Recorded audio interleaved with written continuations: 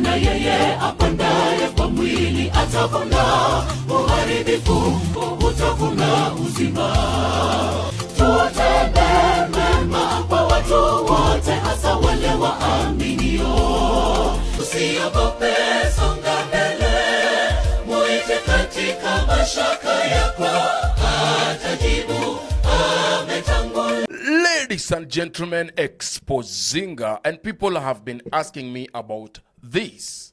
Of these two couple, from singers at the choir of SDA Church to this, and you've been very busy asking me, I have to talk, and then this. So, how did we land here? To know that, let's start.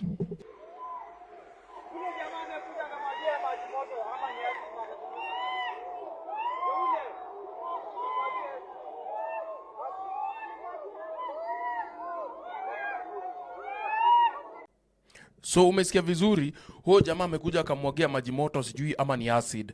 Yes, exactly that is what happened. But the jamaa that you see on the chains za polisi, he's not the person who actually did that. But it is being said that he paid the person or another person to do exactly that on his behalf. And why exactly? Why would you be choir singers in the same church and later on turn against each other in this way? Haya ndio maswali watu wamekuwa kiuliza. The reason as to why tumeka hapa hivyo yo crying face ni kwa sababu hatuwezi taka kuonyesha sura vile ambavyo huyu madam aliungua ama alikuwa anaumia. Ni nini kilifanyika? So to know this better, we have to go back and look at the history of Elvis and Claire. Now, this is the story of what really transpired. So, on your left is Elvis, the man who has been accused to be behind the mission of actually burning this lady by the name Claire. And you will ask, uadui ulitokana na nini? Ni kitu gani ambacho kimefanya these two had to go to that extent? Now, the story is a saddening one. If you've seen the first picture there, it is someone like graduating. So the story behind this is Elvis alleges amesomesha huyu dem na wamekuwa kipendana sana. So kwa hii mapenzi to an extent that Claire amekuwa akikosea bibi ya Elvis heshima. Na Elvis has been tolerating that, all in the name of love. But what Elvis did not know is that an investment can either go into a loss or a profit. So investment yake ya kusomesha huyu msichana alikuwa anafikiria it's a direct card ya kuweza kwenda kumoa Claire. But after Claire amemaliza studies, Claire alifikiria otherwise. As she was studying and still singing with this guy in the same choir, at the same time, doing what adults do, this guy discovered Claire was cheating. And who was Claire really cheating with, to the extent that iliuma jamaa amekuwa akiaibisha bibi yake, amekuwa akilenga bibi yake akimwambia, mimi sina shida na wewe kuoa mwanamke mwingine, lakini mwanamke wako ananitukana, ananitusi, and you're just watching. So who was this that is allegedly to have been dating Claire, and Claire has been doing that to an extent that when Elvis came to confront her of the issue, what did Claire say?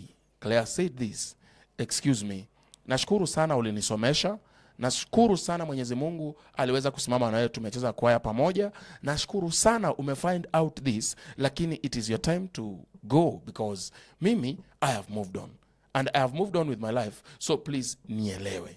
Hii kitu ilikasirisha Elvis, but can we see the face of the person who is allegedly or currently is in love, or Claire is in love with?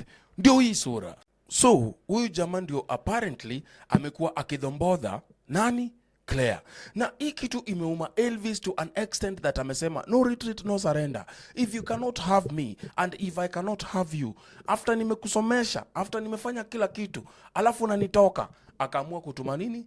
Kamjeshi. Gun akakuwa hired. Gun akamwagia Claire acid, akatoka mbio. Kutoka mbio, Claire naye akapiga nduru. Nakufa. Sina sauti ya kuimba tena kwa SDA. Ikabidi nini? Kamjeshi toke mbio ikashika Gun. After kufix Gun vizuri, Gun akapeana nani? Akapeana Elvis. So Elvis kupeanwa, ikabidi nini? Search ianze, na ndio hivi alishikwa.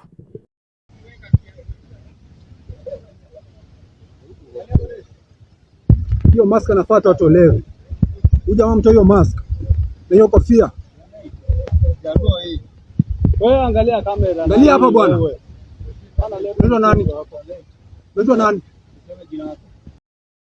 After church kulan kwamba their church members kidogo watoane uhai sababu ya Kibwenya na Kimbokodos na Love Triangle, ilikuja ikaandika official statement on Mary Claire issue. It is with profound sorrow and heavy heart that the Lighthouse Ministers Nairobi extends its deepest sympathy to Miss Mary Claire following the recent incident that caused what? That caused the whatever. You can post the video and actually can read through the entire barua. But hapa shida ilikuwa tu ni moja. Shida ilikuwa ni moja. Wewe umekuwa ukidisrespect bibi yangu, mimi nimekulipia ma school fees, alafu unaenda unanitoka. So ilikuwa ni mapenzi ya watu, wanaume wawili kwa mwanamke mmoja, na ambaye alikuwa ameembrace hayo mapenzi, ambapo mwanaume mmoja au unafikiria hata wanaume wawili they had not approved this, because there is no way mimi nitakulipia school fees alafu unaenda unapigwa vibwenge deng na mtu mwingine. But either way, why did I not voice this? Actually, this is the reason as to why I've been adamant to voice this story of Mary Claire. Now let me show you this. So the guy on your far left, this guy is called Steve Godia. And Steve Godia alichomwa na dem flani, na huyu dem alikuwa anaitwa Gladwell Kagai. We tried to raise the voice so that boy child anaweza pata nini? Justice. But guess what? Men and women were silent and against the same issue. So we are raising the voice that the boy child, Steve Godia, should get justice. This is not right. Up to date, that lady has never been arrested by the government of Kenya or any police officer, and she's walking scot-free out there, despite the fact that she almost killed a person.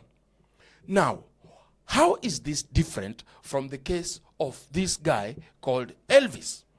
Elvis, the moment that happened, he did not last a day. Immediately, Majasusi, the sleuth, were on him, and he was, and they were able to do what? To trace him down and arrest him.